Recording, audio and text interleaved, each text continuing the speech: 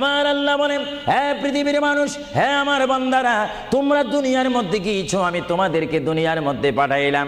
পাঠাইবার পরে আমি জানি তোমরা অনেক অন্যায় পথে যাবে, অনেক কাজ করবে, যে কাজগুলোর মধ্যে তোমাদের গুনাহ হয়ে যাবে। হ্যাঁ বান্দা, তোমরা গুনাহ করবে তাও আমি ভালো মতো জানি, তোমরা পাপ করবে তাও আমি ভালো মতো জানি। বান্দারে, পাপ করার পরে, গুনাহ করার পরে একাই কি মসজিদের মধ্যে তোমরা কেঁদেছো, রব্বানা যালামনা, বলেন রব্বানা যালামনা আনফুসানা ওয়া ইল্লাম তাগফির লানা ওয়া তারহামনা লানাকুনান্না মিনাল খাসিরিন বলে বলে মসজিদে কেঁদেছো, আসরের নামাজ পড়ে কেঁদেছো, যোহরের নামাজ পড়ে কেঁদেছো, মাগরিবের পড়ে কেঁদেছো, এশার নামাজ পড়ে কেঁদেছো। এ বান্দা, নামাজের মুসল্লা যখন বসে যাও, আমি আল্লাহকে তোমরা বারবার বল, আল্লাহ আমার গুনাহ মাফ করে দাও। তারপরও আমি তোমাদের গুনাহ মাফ করে নিই।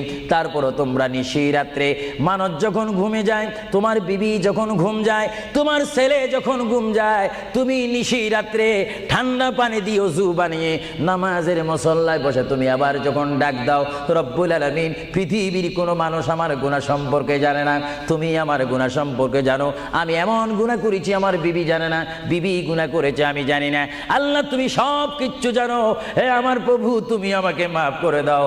আমার আল্লাহ বলে, তারপরও যদি তোমাদেরকে আমি মাফ না করি, তারপরও বান্দা, তোমরা আমার রহমতের দরজা থেকে ফিরে যাইও না। আমি তোমাদেরকে হুকুম দিচ্ছি, ওয়ালাউ আন্নাহুম ইয যালামু আনফুসাহুম জাউকা, বান্দারে, যদি গুনাহ করে ফেলো, আমার রহমত থেকে মুখ ফিরে তুমি চলে যাইও না।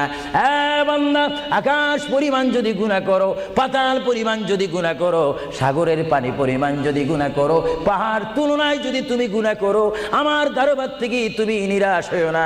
বান্দা, আমি তোমাকে একটি রাস্তা বাতাই দিচ্ছি, একটি পথ তোমাকে আমি দেখাই দিচ্ছি। সেই পথটি কোন পথ তোমরা জানো?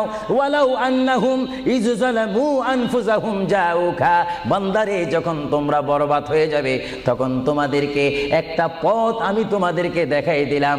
সেই পথটির নাম হচ্ছে আমার রাসূলের মদিনা। জোরে বলেন সুবহানাল্লাহ।